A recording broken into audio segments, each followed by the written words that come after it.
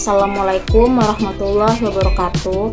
Perkenalkan, saya Gita Rizka Alianisa dari kelas A dengan NIM 2405076033. Di sini saya akan memaparkan materi untuk memenuhi tugas sejarah sastra yang sudah dipresentasikan oleh kelompok 1, yaitu pengantar sejarah sastra Indonesia dan sastra masa klasik Hindu-Buddha. Sejarah sastra merupakan salah satu cabang dalam kajian ilmu sastra yang mengkaji tentang perkembangan sastra dari waktu ke waktu. Kata sejarah berasal dari bahasa Arab, yaitu sajarun yang berarti pohon dan melambangkan keterkaitannya dengan peristiwa kronologis. Dalam bahasa Yunani, histori berarti ilmu, sedangkan dalam bahasa Inggris, history merujuk pada catatan di masa lalu. Menurut Kamus Besar Bahasa Indonesia atau KBBI, sejarah sastra adalah peristiwa yang benar-benar terjadi di masa lalu. Terdapat beberapa ahli yang telah mendefinisikan sejarah sastra. Yang pertama, Luxemburg mendefinisikan sejarah sastra sebagai suatu kajian terhadap periode sastra, aliran, jenis karya, tokoh sastra, serta respon dari pembacanya.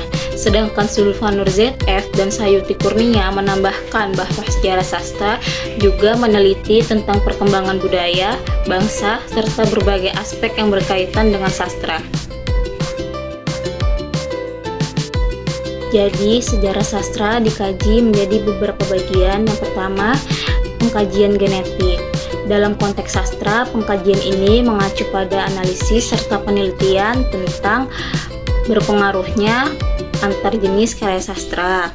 Dalam kajian ini, kita bisa melihat berbagai bentuk karya sastra seperti puisi, prosa, dan drama yang saling mempengaruhi dan bertransformasi antara satu dengan yang lainnya.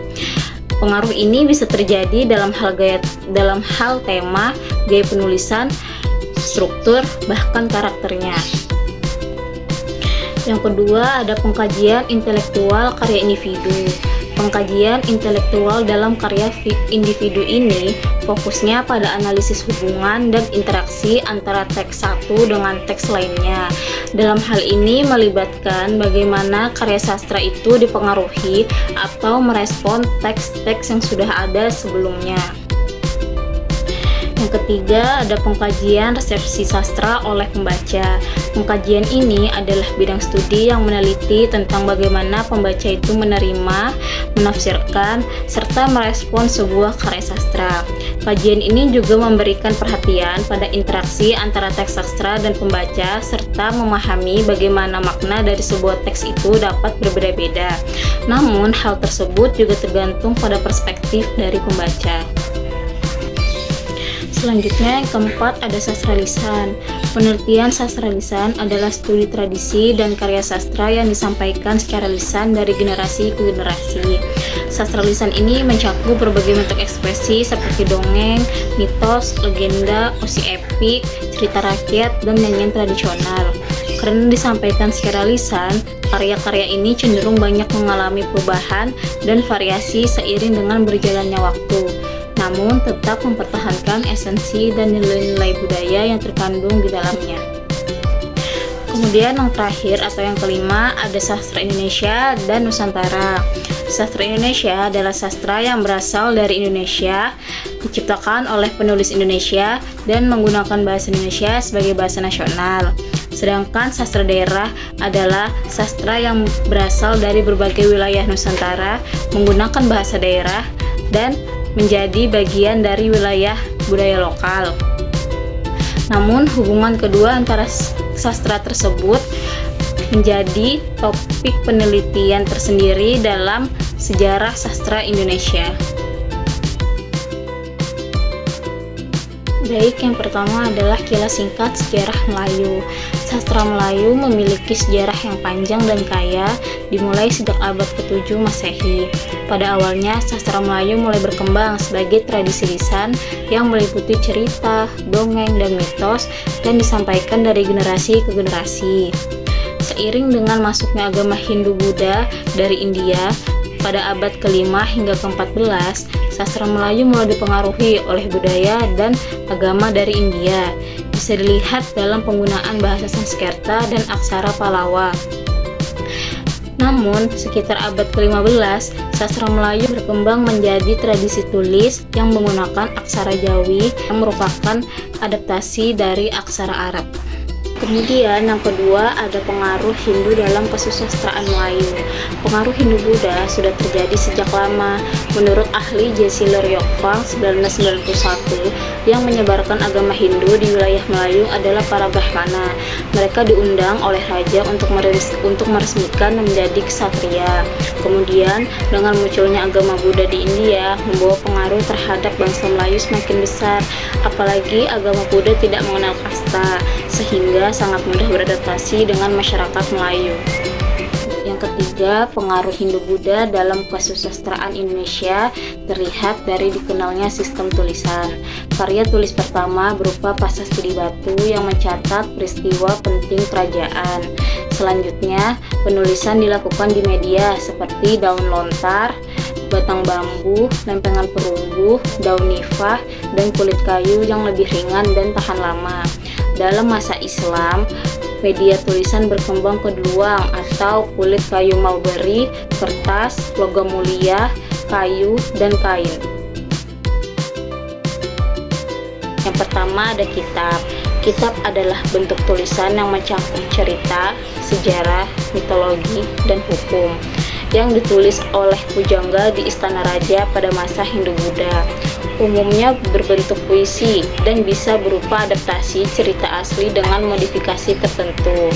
Kitab juga dikenal dengan istilah kidung, cerita, serat, dan tambok. Proses penulisannya dimulai sejak masa dinasti istana di bawah pemerintahan Dharma Wangsa Teguh. Kemudian kitab sendiri terbagi lagi menjadi 6 bagian. Untuk yang pertama ada kitab Sutasoma. Kitab Sutasoma menjadi salah satu artefak bersejarah yang mengisahkan tentang kerajaan Majapahit yang ditulis oleh Empu Tantular pada masa saat kejayaan sekitar tahun 1300-an atau abad ke-14 Masehi. Dan yang kedua, kitab Negara Kertagama merupakan karya dari Empu Prapanca yang diciptakan pada tahun 2006. Kitab ini menceritakan tentang kerajaan Singasari sebagai cikal bakal Majapahit dan garis keturunan raja dari dinasti Rajasa. Kitab ini berisi pujian untuk Raja Hayam Wuruk serta menggambarkan kehidupan sosial, agama, politik, budaya, dan pemerintah di Majapahit. Kemudian kitab Paraton. Kitab ini ditulis sekitar tahun 1535 Saka atau 1613 Masehi. Identitas penulis kitab Paraton ini sampai sekarang belum diketahui. Kitab ini menceritakan tentang sejarah kerajaan Singasari dan Majapahit. Di dalam kitab ini terdapat narasi mengenai kehidupan Ken Arok yang dikenal sebagai pendiri Wangsa Rajasa yang berpemerintah di kerajaan Singasari dan Majapahit. Keempat ada kitab Batarayuda. Penulis kitab ini adalah Empu Sedah dan Empu Panuluh yang dibuat pada masa pemerintahan kerajaan Raja Jayabaya pada tahun 1135 sampai 1159 Masehi di Kerajaan Kediri.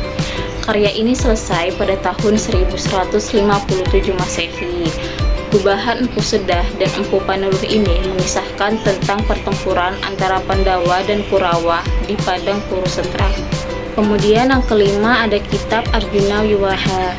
Kitab Arjuna Wiwaha juga disebut sebagai Kakawin Arjuna Wiwaha yang dibuat pada masa pemerintahan Raja Erlangga di Kerajaan Kahuripan, Medang Karuhipan.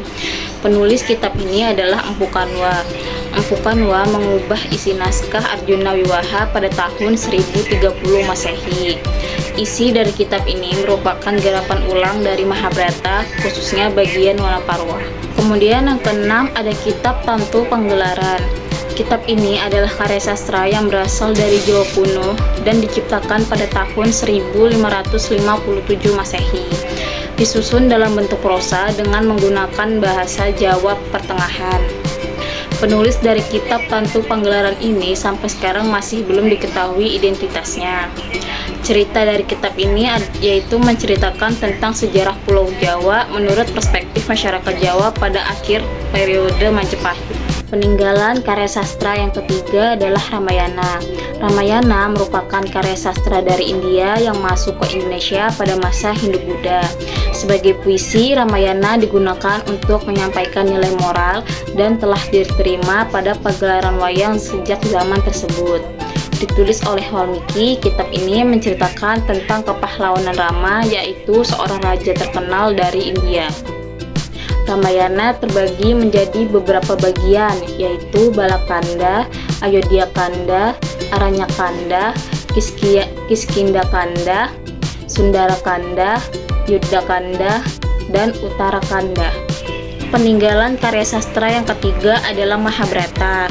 Karya ini dipandang sebagai kitab Rigveda yang kelima dan dapat diakses oleh semua orang. Kitab Mahabharata adalah salah satu karya monumental yang dianggap suci dan istimewa dalam agama Hindu. Cerita ini mengisahkan tentang konflik antara Pandawa dan Kurawa dengan bertarung untuk merebut atas kendali tahta Hastinapura.